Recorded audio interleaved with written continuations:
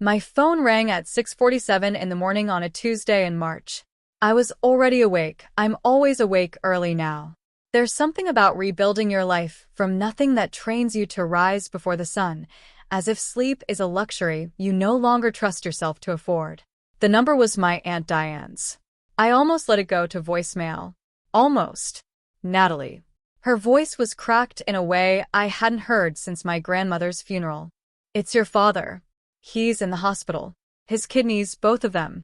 They're saying he needs a transplant or he won't survive the next 6 months. I sat down on the edge of my bed. I didn't cry. I didn't gasp.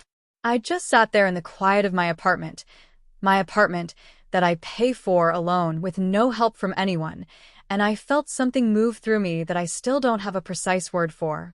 It wasn't joy. It wasn't cruelty. It was more like the universe finally exhaling after holding its breath for 2 years. Because 2 years ago, almost to the month, I had called my father in the middle of a crisis so severe I could barely speak. And he had told me, calmly, without hesitation, that he couldn't help me, that I needed to figure it out myself, that he had his own problems. This is the story of what I did with that, and what I did when he needed me. My name is Natalie. I'm 34 years old now. I'm a registered nurse at a mid-sized hospital in Charlotte, North Carolina. I have a small apartment with plants I've kept alive for 2 years, a rescue dog named Pepper, and a best friend named Kezia who has talked me down from more ledges, metaphorical ones, than I can count. I grew up in a 4-person household that felt, for most of my childhood, like a 3-person household with a bystander. My father, Gerald, worked in regional sales for a manufacturing company. He was what people in his generation called a provider. He worked. He paid bills.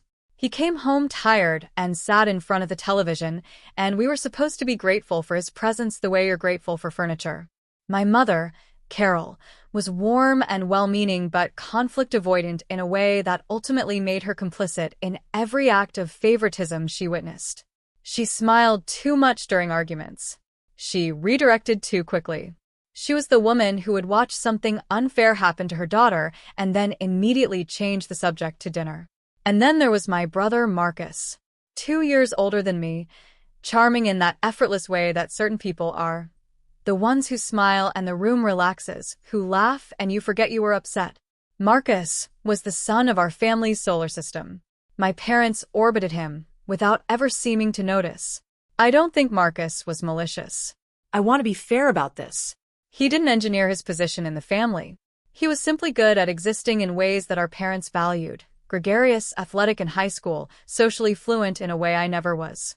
I was quieter, more academic, more serious. My father read this as coldness. He told me once, when I was 12, that I was a hard person to warm up to. I have thought about that sentence more times than I can count. The favoritism was pervasive but rarely dramatic. It was the texture of daily life. Marcus's curfew was later. Marcus's college applications were helped by my father calling in favors. Marcus's first car was purchased by my parents. Mine was a loan which I paid back from my college savings. When Marcus had a falling out with his first employer, my father drove 4 hours to help him move home and set him up in his old room. When I struggled through my nursing program, a program I had chosen and funded almost entirely myself, and called home asking if I could stay for a few weeks to save money, my father said the guest room was being used as a home office and maybe I should look into campus housing. These things accumulate. They stack. And then one day you look at the pile and you realize it isn't a collection of isolated incidents. It's a portrait. After I graduated and got licensed, things didn't improve, they just got more formal.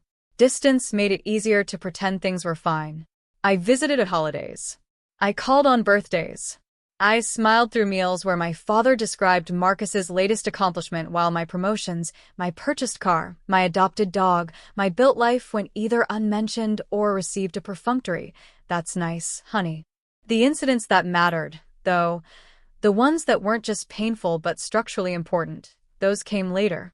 The first was when my grandmother, my father's mother, was in her final months of life. I was the one who coordinated with her doctors. I was the one who took unpaid leave to stay at her house for 2 weeks during a health crisis. I drove her to appointments. I managed her medications. I sat with her through nights when she was confused and afraid. My father visited twice, briefly, and deferred every medical decision to me while simultaneously positioning himself in family conversations as the primary caregiver. At her small memorial service, he was thanked publicly for being there. I was not mentioned. I sat with my feelings about this for a long time. I processed it with Kezia. I wrote about it. I let it go as much as I could, because at the time I genuinely believed that the relationship, despite its flaws, was worth preserving. The second incident was a conversation I had with my father when I was considering a significant career move. A supervisory position had opened at a better hospital in a city I wanted to live in, but it would mean leaving the security of my current role. I asked my father, cautiously, hopefully, what he thought. He told me I was risk-averse and that I'd probably stay where I was because that was my personality. He didn't ask about the job. He didn't ask what I wanted. He gave me a verdict on my character and moved on. I took the job. I didn't tell him until I'd already moved. The third incident was the most bruising before the breaking point. Marcus had been going through financial difficulties, some bad investments, some lifestyle inflation that caught up with him. My parents quietly liquidated a portion of their savings to help him. This I could accept. What I could not accept was finding out, through Aunt Diane of all people, that when my parents had redone their wills the previous year, the financial structure had shifted significantly in Marcus's favor, partly to account for what we've already given Natalie over the years. What they had given me was a college loan I repaid in full with interest. When I raised this with my mother, carefully, she told me I was misunderstanding. When I raised it with my father, he looked at me with something like impatience and said, "You've always been able to take care of yourself, Natalie." That's a compliment. I drove home from that visit with my hands tight on the wheel and the radio off, running through the arithmetic of everything I had never been given. The breaking point came 14 months after I moved to Charlotte. I had been having headaches for weeks, bad ones, the kind that sit behind your right eye and pulse. Given that I work in healthcare, I knew the responsible thing was to get checked out. An MRI revealed a small but concerning arteriovenous malformation in my brain. It wasn't immediately life-threatening, but it required monitoring, and the specialist I needed was expensive, and my insurance, through a mid-year gap when I'd switched employers, had lapsed for 43 days. The out-of-pocket costs had stacked up faster than I could manage them. I needed $4,000. That was the specific number. $4,000 to bridge the gap until my new insurance backdated, and I could file for partial reimbursement. I had savings, but not enough. I had credit, but using it would have cascading consequences I was afraid of. I called my father. I told him exactly what was happening. I explained the medical situation clearly because I'm a nurse and I speak that language, and I told him the number and I told him I would pay it back. There was a pause on the line. Then he said, "Natalie, I've got my own expenses right now. Marcus is going through a rough patch, and we're helping him out. I'm sure you'll figure something out. You always do." I was sitting on my bathroom floor when he said this. I don't know why I had ended up there. Maybe I needed the cold tile. "Dad," I said, very quietly, "I have a brain abnormality that could bleed if it's not monitored, and I'm asking you for a loan." "I hear you," he said, "but I can't. Not right now. Not right now." As if I was asking him to help me move a couch. I said goodbye. I sat on the bathroom floor for a long time. And then something inside me went very quiet in a way it never had before. Not numb, I want to be precise about this. Not numb. Just settled. Like a snow globe after the snow falls. I decided, on that bathroom floor, that my father and I were finished. Not in an explosive way. Not in a dramatic way. Just finished. I borrowed the money from Kezia, who gave it to me without a single condition. I got my treatment. I was fine. I did not call my father to tell him so. What happened next was less about revenge planning and more about survival, and then, slowly, about something better than survival. I reduced contact with my father to near zero. I didn't announce it. I didn't send the letter I had drafted 3 different times. I simply became unavailable. I answered his texts after a day or two briefly. I called on his birthday, and kept it to 7 minutes. I stopped visiting. My mother sensed it. She called more frequently and talked around the edges of things, the way she always had. I was kind to her because I genuinely believed she was a person trapped in patterns she didn't have the courage to break, and I had sympathy for that even while I was done excusing it. What I was doing, in the year following the bathroom floor, was building, methodically, quietly, deliberately, a version of my life that needed nothing from them. I took the supervisory position, and I was good at it.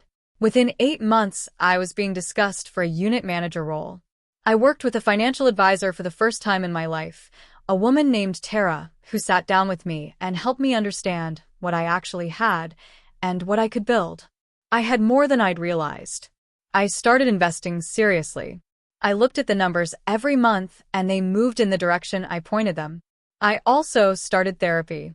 Dr. Amara Chun was the kind of therapist who did not offer much comfort but offered tremendous clarity. In our second session, she asked me to describe my father in 3 words. I said, withholding, self-satisfied, afraid. She asked which of those I thought drove the others. I said afraid. She wrote something down. I have thought about that session a great deal. Here is something I understood through therapy that I want to say carefully. My father's eventual kidney failure was not karma in any simple sense. I am a nurse. I know disease. I know that the body doesn't punish the wicked. His illness was caused by decades of poorly managed hypertension and type 2 diabetes, conditions that were well documented in his medical history, conditions his doctors had warned him about repeatedly. He had not managed them well. The trajectory of his illness was established long before any of this. But here is also true. When Aunt Diane called me that March morning, I was in a position to know exactly what his situation meant clinically, exactly what a living donor transplant required, and exactly what power I did or did not have in the situation. And I had been paying attention.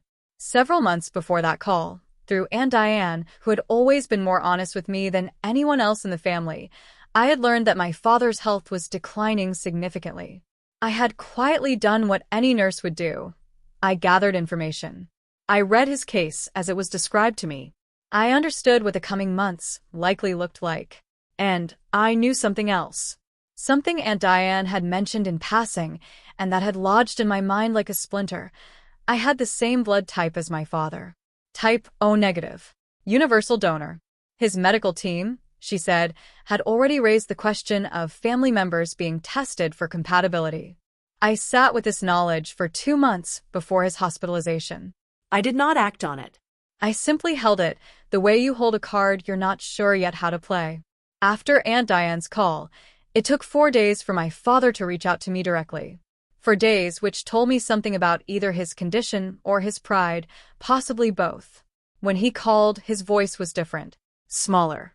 The confident tenor I had grown up with, the voice that delivered verdicts on my personality and told me he couldn't help me not right now, had collapsed into something rougher and more uncertain. Natalie, he said. I guess Diane told you. She did. I said. Silence. It's serious. I know, Dad. I work in healthcare. I understand what bilateral renal failure means. Another silence. Then, they're saying family members might be tested. For compatibility. For a possible living donor situation. I let the silence sit between us for a moment. Not cruelly. I wasn't performing cruelty. I was genuinely taking my time because I had learned, finally, that I was allowed to take my time before I spoke. I understand, I said. He didn't ask directly. Not that day.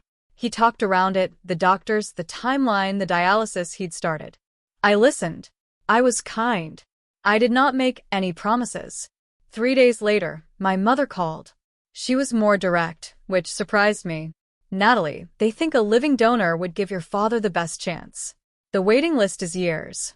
You have the right blood type. Your aunt told us. They need you to come in and be tested. There it was. Not, would you be willing? Not, we know we have no right to ask. Just, they need you to come in. Mom, I said, I'll need some time to think about this. Her voice shifted, sharpened. Natalie, we're talking about your father's life. I know what we're talking about, I said. Then Marcus called. I hadn't spoken to Marcus in over a year. Not since a holiday gathering where he had casually mentioned my job as the nurse thing, while describing his own career in tones that implied real estate was a higher calling. He was warm on the phone in the way he was always warm. Effortless, surface smooth. Nat, I know things have been complicated, but Dad's really scared. We're all scared. You're the only one who can help him, and we really need you to step up here. Step up. The phrase landed with specific weight. Step up, as if I had spent years stepping down. I told Marcus I would be in touch. I drove to my parents' house on a Saturday 3 weeks after the first call. I had not told them exactly what I intended to do. I had told them only that I was coming and that I wanted to talk in person before I made any decisions. The house looked smaller than I remembered. Or maybe I was bigger. My father was in the living room when I arrived. He was thinner. The dialysis was taking something out of him that his body couldn't fully replenish between sessions. I registered this medically, and I also registered it as a daughter, and I allowed myself to feel both without letting either one make the decision for me. My mother sat on the couch. Marcus was there too, which I had half expected. He was positioned slightly behind our parents, like support architecture. Natalie, my father said. Thank you for coming. The words were unfamiliar from him. Formal, careful. I recognized the effort. Of course, I said. I sat down. I had brought nothing with me except the things I intended to say. I want to talk before anything else happens. I think that's important. My mother's face tightened slightly. I knew that face, the preemptive wince before an uncomfortable conversation. But she nodded. 2.5 years ago, I said, I called Dad from my bathroom floor. I had a neurological condition that needed treatment. I had an insurance gap. I needed $4,000, which I offered to repay with interest. And Dad told me he couldn't help because he was already helping Marcus. The room went still. My father looked at his hands.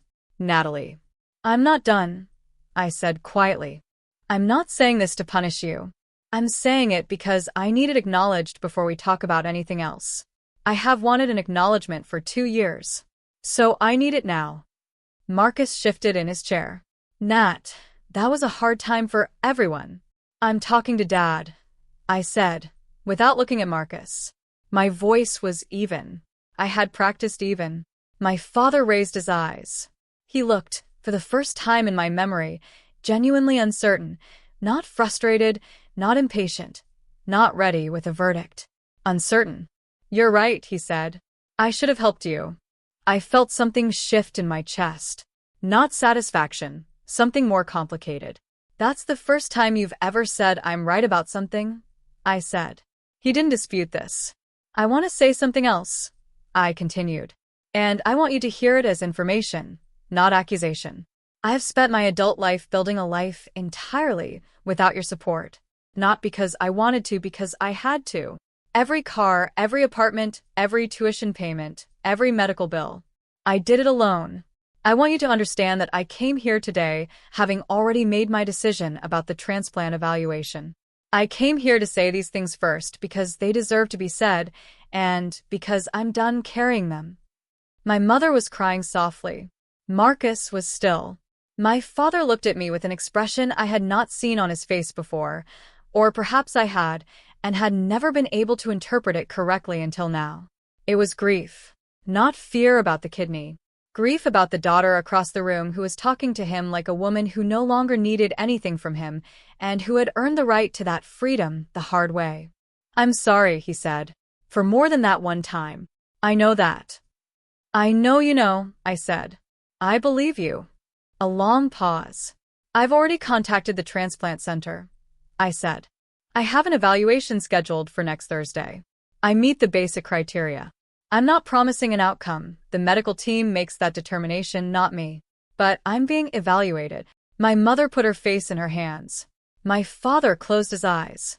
Natalie, he said after a moment. Why? It was, I think, the most honest question he had ever asked me. Because I'm a nurse, I said. And because despite everything, you're my father. And because I get to be the person I want to be, regardless of whether it was modeled for me. I stood up. I have conditions. If I'm a match and I proceed, I want a real conversation, not one crisis call, about the changes that need to happen and how this family operates. I want Marcus in the room for that conversation. I want it on record that the will situation is going to be revisited. Not because I need the money, but because the principle matters. And I want you to go to therapy, Dad. Both of you. Because I've been going, and it works, and you're running out of time to try. He nodded. 3 nods. Small and real. Okay, he said. I picked up my bag. I'll call you after Thursday. I was a match. The compatibility testing came back favorable on nearly every metric. The transplant team was cautiously optimistic. After 6 weeks of evaluation, consultations, and one very frank conversation with my own medical team about the risks I was taking on, I consented to the procedure. The surgery went well. Recovery was harder than I expected, not because of complications, but because of the emotional weight of the whole thing, which I had intellectually prepared for and physically had not. Kezia drove me to my post-op appointments for 3 weeks. She slept on my couch for the first 4 days after I was discharged. My father's body accepted the kidney. His numbers, as of the last update I received, are stable. His doctors describe his outcome as excellent given the circumstances. What happened with my family after the surgery was neither a fairy tale nor a collapse. It was something more realistic, slow, incremental, imperfect change. My father did go to therapy. Not immediately. There was a 3-month gap where I think he hoped the conversation would dissolve on its own. But he went. He called me after his 3rd session and told me it was harder than he'd expected. I told him that was how you knew it was working. The will was revised. I don't know the exact terms. I told my parents I didn't need to know the details, only that equity had been considered. My mother confirmed it had. I accepted that. Marcus and I have not restored our relationship to something warm. What we have is cordial, occasional texts, a phone call at Christmas, an absence of hostility. I think that is appropriate for now. He has not apologized for the step-up comment, but he did send flowers to my apartment after my surgery with a card that said, "You are a better person than I've been." I put the card in a drawer. I look at it sometimes. My father and I talk on the phone every 2 or 3 weeks. The conversations are not easy. We are not naturally easy with each other, and that may never change. But they're honest, which is something I had not had with him before.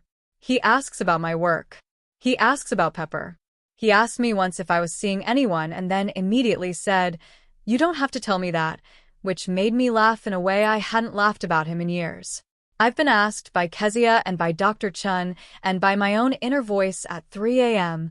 whether I regret giving my father a kidney, whether it was the right choice. Here is my honest answer.